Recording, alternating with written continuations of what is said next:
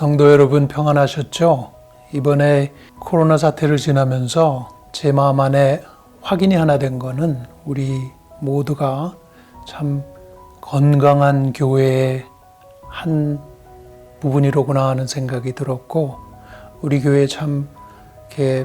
영상으로 예배하고 이렇게 잘 모이지 못하는 가운데도 참 예배가 있고 우리 하나님의 진리의 말씀이 계속 선포되고 우리 진정한 예배자들이 많이 서 있는 이 귀한 교회다 생각이 되고, 또 우리 소그룹 순모임들 통해서 우리 만나지는 못하지만은 전화로 또 영상으로 예수님의 은혜가 또 사랑이 나뉘어지는 참 귀한 교회라고 생각이 되고, 이 교회의 일원이 된 게 참 하나님의 크신 축복이라 생각이 됩니다. 코로나 상황을 지나면서 우리 사실은 모두가 다 처음 당하는 상황이기 때문에 인터넷 정보를 통해서 많은 인포메이션들이 돌고 있지만은 정확한 것도 있고 또 아닌 것도 있고 여러 가지 인포메이션 속에서 두려움이 있는 것은 사실이죠. 그래서 오늘은 될 수 있으면은 정확한 정보를 우리 교회는 한번 같이 공유를 했으면 좋겠다 싶어서 이렇게 부족하지만은 코로나 강의를 한번 준비해 봤습니다.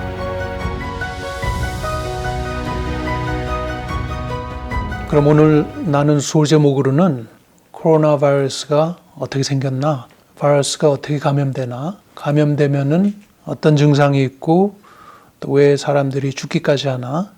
또 감염을 막으려면은 어떻게 해야 되나, 또 감염이 되면은 우리가 뭘 할 수 있나, 또 지금 있는 이 팬데믹 상황이 어느 정도에 있고 또 우리가 뭘 할 수 있나, 또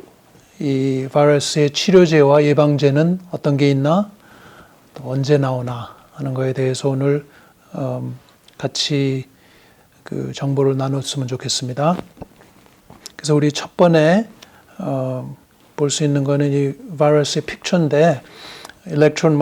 마이크로스코프로 본 이 바이러스 픽처의 왼쪽에 있는 거는 이 코로나 바이러스고 오른쪽에 있는 거는 플루 바이러스인데 모양이 별로 차이가 없습니다. 이 보기에는 기레같이 생겼고 흉측하게 생겼는데 사실 속을 들여다보면 아주 조그맣고 이 약한 그런 스트럭처인데, 바이러스 크기는 아주 작아서 0.08에서 0.2 마이크론 정도 되고 비말의 크기가 그거에 한 20배, 40배 정도 되는데 5마이크론에서 10마이크론 정도 되고, 또 아주 미세한 그 에어솔들은 5마이크론 이하가 되는 건데 하나가 한 이 바이러스들을 뭐 몇십 개 이 캐리를 할 수 있게 되겠죠. 그래서 이 감염되는 이 경로를 보면은 사실 지금 이 그림에서 볼 수 있는 게 감염 경로의 거의 대부분이 되는 셈인데, 서로 가까이 서서 얘기를 할 때 이 빨간색으로 보이는 입자들은 큰 것들이고, 큰 것들은 이제 6피트 되기 전에 다 떨어져 버리고 상대방한테 가지 않지만은 비말이 이제 좀 작아지면은 검은 거로 이렇게 표현한 것처럼 갈 수 있고, 또 아주 작은 것들은 이 골드색에 있는 것들이 이제 공기에 날아가서 한참 떠 있다가 죽지 않고 떠 있다가 다른 사람한테 감염이 될 수 있는 그런 거를 이제 보여주는 건데, 이거를 중간에서 이렇게 막을 때 멀리서 막을수록 이 퍼져나가는 게 덜 잡히고, 마스크를 써서 입에서 그냥 코하고 그 앞에서 바로 막으면은 사실 굉장히 효과적으로 막을 수 있게 되겠죠. 그걸 한번 보여드리는 겁니다. 그래서 이 바이러스를 한번 속을 자세히 보면은 바이러스 안에는 그냥 간단하게 메신저 RNA라는 게 하나밖에 없고, 그걸로 이제 자꾸 남이 셀에 들어가 가지고 이 카피를 만들어내고 살아가는 그런 건데, 껍데기는 아주 간단하게 지방질로 생긴 아주 얇은 껍데기가 있고 거기에 S 프로틴이라는 그 스파이크가 붙어 있고 그게 이제 가서 다른 셀에 가서 붙어가지고 기생을 하게 되는데 속으로 들어가서 이 셀 멤브레인이 지방질이고 아주 얇기 때문에 우리가 비누를 쓰거나 알코올을 써서 손을 씻으면은 그 비누나 알코올에 닿으면 지방질은 그냥 금방 터져버리고 이 바이러스들이 아주 직사를 하게 된 거죠. 그래서 그 효과가 있게 되겠습니다. 그 다음에 우리 그 바이러스가 어디에서 오나 한번 들여다보면은 지금 학설로는 동물에서 온다고 돼 있는데 왜 그러냐면은 이 박쥐에 있는 또 이 ant eater, 방골린 계통의 ant eater들에서 이 캐리하는 바이러스들이 우리 코로나 바이러스하고 모양이 거의 95% 이상 같기 때문에 거기서 오지 않았나 그렇게 생각을 하는 게 지금 정설로 돼 있고 일단 이 바이러스가 몸에 들어오면은 이 코나 이 입 속에 잘 붙어 있지를 않고 폐로 아주 직통으로 들어가는 경우가 많은데 그 이유는 이 바이러스들이 들어가서 셀 안에 침투를 할 때 그 세포의 겉에 있는 ACE2라는 그 리셉터가 있는데 그것들이 많은 세포에 이 바이러스들이 들어가기 때문에 그게 많은 셀들이 있는 장기들이 폐하고 심장하고 혈관하고 신장 이런 것들이 많기 때문에 이 바이러스에 걸리면은 폐만이 아니라 다른 장기들도 이렇게 다칠 수 있는 이유가 그 리셉터들이 많이 있는 셀들이 있는 장기들이 다칠 수 있기 때문에 그렇게 되는 거겠습니다. 그리고 이 바이러스의 이제 이름이 왜 COVID-19인가? 보면은 처음에는 사실은 이 바이러스 이름은 WHO에서 붙여주는데 처음에는 2019 Novel Coronavirus라 그래가지고 그렇게 이름을 붙였다가 고민을 하고 이 WHO에 사실은 그 중국에 영향이 좀 있었던 것 같은데 이름을 이때까지는 대개는 바이러스가 한번 돌면은 그 지역의 명칭을 붙였었는데 그걸 안 하려고 고민해서 COVID, CO는 코로나 바이러스의 CO고 VI는 바이러스의 VI, D는 disease 그렇게 해가지고 COVID-19 이렇게 명칭을 붙였고 바이러스 이름은 다른 그 학회에서 이름을 붙이기 때문에 그 International Committee of Taxonomy of Virus라는 그런 단체에서 SARS-CoV-2 그래서 이 SARS 바이러스가 2003년에 돌았었는데 중국의 홍콩에 또 우리나라에도 왔었는데 그게 워낙에 이름이 SARS-CoV였었는데 거기다가 모양이 비슷한 종류의 바이러스이기 때문에 2를 붙여가지고 이렇게 바이러스 이름을 했고 사이즈는 우리 적은 거를 알고요. 바이러스의 기능을 보면은 이 혼자 밖에서는 잠시 밖에 살 수가 없고 생물에 들어가야지 거기서 기생을 하고 사는데 이 동물들에서는 셀을 죽이지 않고 공존을 할 수가 있는데 사람에 들어오면은 대개는 셀들을 죽이기 때문에 그 사람을 죽이든지 아니면은 공존을 하는 거는 건강한 사람들의 안에서 공존을 잠시 하다가 나가버리는데 그래서 이 바이러스에 따라서는 감염률이 높은 게 있고 치사율이 높은 게 있는데 이 코로나 바이러스 이번에 온 거는 감염률도 높고 또 치사율은 연약한 사람들한테만 높기 때문에 건강한 보균자가 젊은 사람들이 있을 수 있고 또 나이 많은 사람들은 치사율이 높기 때문에 이렇게 팬데믹으로 문제를 일으킬 수 있는 그런 바이러스가 된 겁니다. 그래서 MERS라는 그런 바이러스가 있었는데 그런 거는 치사율이 아주 높았기 때문에 사람을 그냥 바로 죽여서 다른 데로 이렇게 다른 사람으로 전파가 못하게 됐기 때문에 큰 문제가 안 됐고 이번에는 중국 우한에서 발생한 거는 확실한 것 같고 중국 사람들은 아직도 이렇게 부인을 하려고 그러지만은 거기서 발생을 했고 미국에 들어온 거는 2월 초에 처음으로 이제 환자가 발생해서 지금 한 6개월이 됐는데 조금 불행하게도 세계에서 지금 제일 많이 환자들이 생겨 있고 컨트롤이 잘 안 된 것 같은데 그 이유가 뭔가 이런 것도 한번 생각을 해봐야 될 것 같습니다. 그래서 감염 경로를 보면은 호흡기 비말, droplet이라고 그러죠. 그게 직접 아까 그림에서 보듯이 사람에서 사람으로 옮겨가는 경우, 또 그 비말이 떨어져서 책상이나 이런 표면에 닿아서 그게 손으로 옮겨져서 손에서 얼굴을 만져가지고 얼굴로, 입으로, 코로 들어가는 그 경로, 그거하고 또 사람들이 직접 접촉하는 거, 환자를 케어했다든지 악수를 했다든지 포옹을 했다든지 키스를 했다든지 이런 경우를 통해서 직접 전파되는 그 세 가지가 거의 99% 이상을 차지하고, 또 한 가지 조금 controversial 하지만은 가능성이 있는 거는 이 공기 감염인데, 일단 이 비말이 조그만 것들이 떠다니면은 공기에 떠다니다가 다른 사람한테 옮겨지는 그런 공기 감염이 될 수 있다는 게 지금 그런 학자들이 많이 나오고, CDC 같은 데서는 그런 WHO나 두 군데서 다 그렇지 않다고 그러는데, 그런 이 신뢰들이 다 보고가 돼 있기 때문에, 예를 들어서 환기 안 된 밀폐된 공간에서 소리를 지르거나 하는 그런 경우에는 가능하다는 게 사례가 보고가 돼 있어요. 그래서 찬양대 연습실에서 보고가 있었고, 식당에서 있었고, 또 체육관에서 있었기 때문에 사례 보고가 있었기 때문에 그거는 뭐 부인할 수 없는 그런 사실인 것 같아요. 근데 그게 아주 주된 그런 감염 경로는 아닌 것 같습니다. 그리고 아주 드물게는 사람 소변 대변에 이 바이러스가 검출이 되기 때문에 oral fecal route로 감염이 되는 그런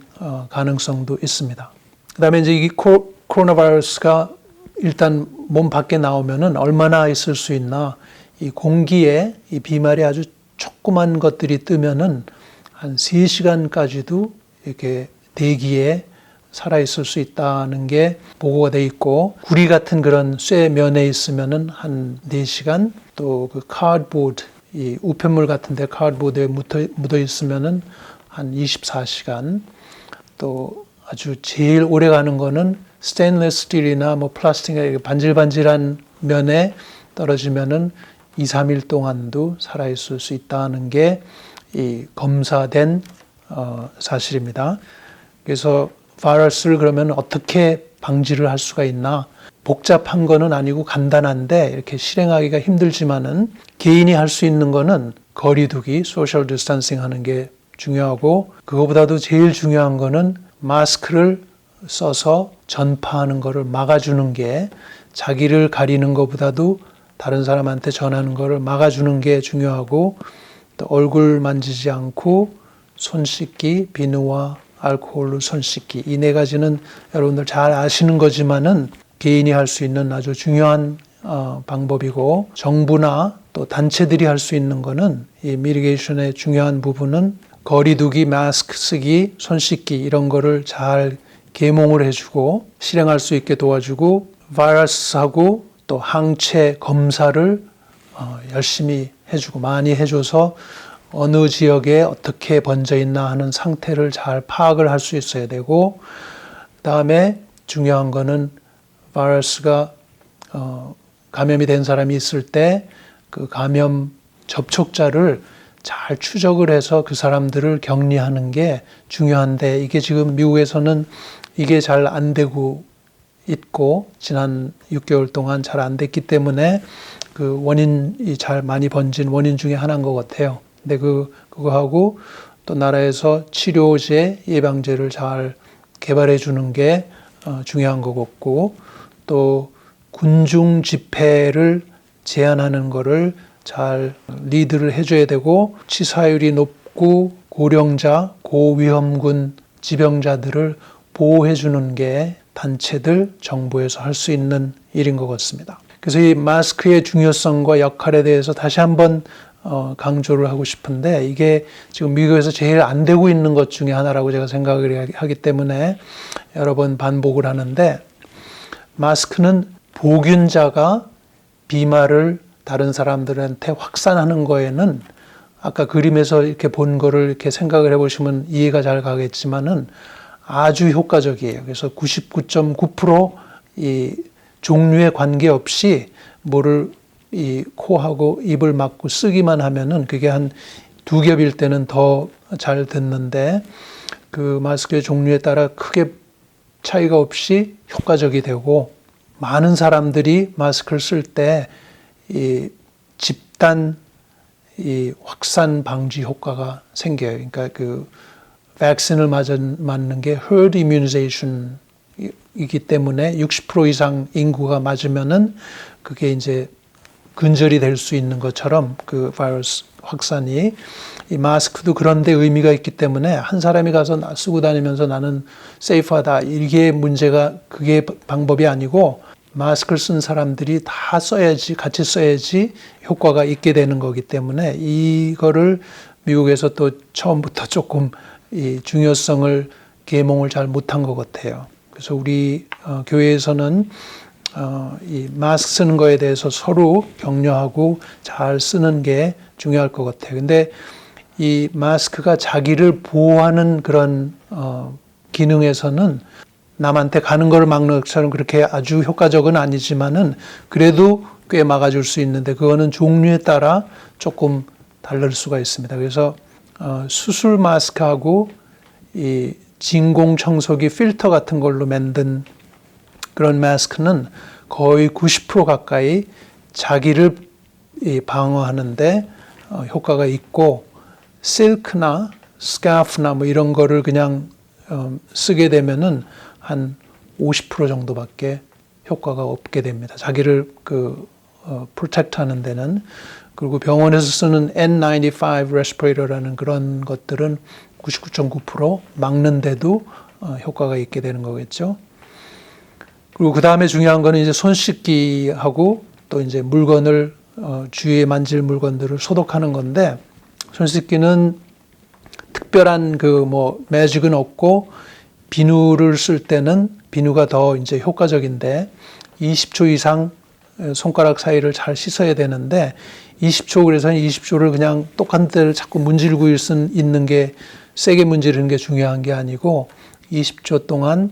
이 비누하고 바이러스하고 컨택트하는 그 면을 많이 늘려줘야 되기 때문에 손가락 사이 같은 데를 잘 이렇게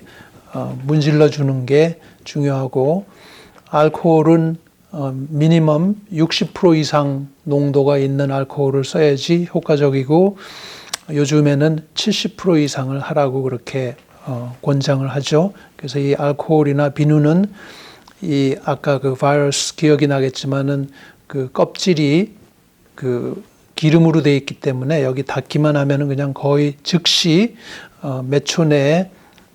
죽어버리는 그런 현상이 있기 때문에 이 두 가지가 제일 효과적이고 집에서 쓰는 살균제들로 이런 그 집단이 모이는 데서도 같은 걸로 이제 살균제는 쓸 수 있는데 사람들이 앉은 데, 환자들이 앉은 데 이런 데를 소독할 때는 라이솔하고 하이드로젠 페록사이드하고 클로록스가 제일 그냥 흔히 쓰는 것들인데 효과적으로 살균하는 걸로 되어 있습니다. 전염병 팬데믹에 한번 이렇게 우리가 지금 상황이 어떻게 되어 있나 한번 들여다보면은 먼저 이제 역사를 한번 보면은 이 팬데믹이 처음 온 거 아니죠. 옛날에 흑사병이 14세기에 있을 때는 5천만 내지 1억 이 사망자를 낸 걸로 추적이 되는데 유럽 인구의 한 3분의 1이 다 그때 죽었는데 흑사병의 원인은 바이러스가 아니고 열시니아라는 그 박테리아예요. 이거를 옮기는 것들이 쥐 종류들이 그 벼룩을 옮겨서 벼룩에서 이 흑사병의 박테리아가 사람한테 온 건데 그때 아주 이 사람들 그 사망자가 제일 많았던 거고 그 다음에는 2차 대전 바로 후에 유럽에서 특히 많이 번져 있었었는데 스페니쉬 그 플루가 돌아서 전 세계에 번져서 한 3천만 내지 5천만 명이 사망률을 냈는데, 그때는 첫 번의 플루가 한번 돌아간 것보다 다시 그 다음에 겨울에 그 2차 감염이 번진 게 훨씬 더 사람들이 많이 희생을 당한 걸로 보고가 되어 있습니다. 그리고 그 다음에 온 것이 1968년, 69년에 홍콩 플루라 그래서 중국하고 홍콩에 돌아서 한 400만 명이 사상자가 생긴 그 팬데믹이 있었고, 그 다음에는 우리들이 많은 분들이 기억을 하겠지만은 SARS 그 팬데믹이라 그래가지고 중국에서 거기서도 또 중국, 홍콩, 대만에서 많이 돌았던 2003년에 돌았던 것이 한 10,000명 정도 사망자가 있었고, MERS라고 그 Middle Eastern Respiratory Syndrome이라는 그 바이러스가 2012년에 사우디에서 시작을 해가지고 돌아서 한 1,000명밖에 안 죽었는데, 그때 이렇게 많이 사망자가 안 생긴 이유는 이 바이러스가 굉장히 감염률보다는 치사율이 높았기 때문에 이 사망자가 적었던 걸로 생각이 됩니다. 그래서 요번에 코비드 확진자하고 사망자 통계를 한번 들여다보면 이 그래프를 보시면은 전 세계에 1,600만 명 7월 말을 기준해서 감염자가 있었고, 사망자가 65만, 사망률 4%라고 그렇게 얘기를 하는데, 그 사망률이 감염자에 대해서 이렇게 퍼센티지로 하면은 좀 덜 정확하고, 사실은 사망률이 100만 인구에 얼마나 되나 하는 걸로 보는 게 더 정확한데, 나라들을 한번 이렇게 우리가 한번 얼마나 되나 알고 있는 게 좋을 것 같은데, 보면은 미국, 브라질, 영국, 이탈리아, 이 스페인 이런 그 서방 국가의 그 사망률이 이 400, 500, 600대로 아주 높아 있고, 동양 나라 한국, 홍콩, 타이완, 베트남 같은 데는 거기에 한 100분의 1도 안 되게 이렇게 얕게 있는데, 이 동양에 있는 나라에서 에이시안 컨트리에서 하는 뭔가가 잘하고 있는 것 같다, 배울 것이 있을 것 같다 하는 마음으로 잘 배워야 할 것 같은데, 베트남 같은 나라는 사망자가 지금까지 6개월 동안 한 명도 없었어요. 이 몽고도 그렇고 한 명도 없었는데, 이렇게 뭐 이유가 뭐냐 하는 데서 이렇게 낭설들은 많은데, 뭐 김치 먹고 뭐 이런 것까지 있는데, 사실은 그거는 아니고 제일 신빙성이 있는 이유는 마스크를 쓰는 그런 그 컬처가 다른 것 같습니다. 그래서 미국에는 높고 아시아하고 섭사하라의 이 아주 나라들이 낮은데, 그 사하라 나라의 낮은 이유는 혹시 그 온도들이 아주 높고 또 그 나라들의 그 말라리아들이 있기 때문에 그 예방약들을 먹고 있어서 거기가 낮을 수 있다, 그런 그 설도 있습니다. 그래서 미국의 치사율을 보면은 연로자하고 위험군 지병이 있는 사람들이 아주 높고, 그렇기 때문에 이 바이러스가 아주 기회주의적인 이 바이러스인데, 그렇기 때문에 무증상 감염자들이 젊은 사람 층에서 많이 있고, 그런 현상이 나타날 수 있는 게 약한 이 호스트에 가서 바이러스가 기승을 떨고 많이 죽이는 그런 걸 볼 수 있어요. 그래서 미국 사망자의 이 중간 연령이 78세가 되고, 또 이 65세 넘은 사람들의 살아있는 사람들을 봐도 그 노약자에는 사망률만 높은 게 아니라 호흡기에 걸려있던 사람들은 특히 후유증이 점점 더 많이 보고되는 그런 보고들이 있습니다. 그래서 노약자에 많고 저소득층, 흑인, 히스패닉 이런 인구층에서 높아 있습니다. 그래서 다시 한번 그 스테이트먼트를 보면은 CDC의 6월 달에 보고된 그 사망자의 미국 전체 사망자의 80%가 65세 이상 환자들이 사망을 한 걸로 되어 있습니다. 그리고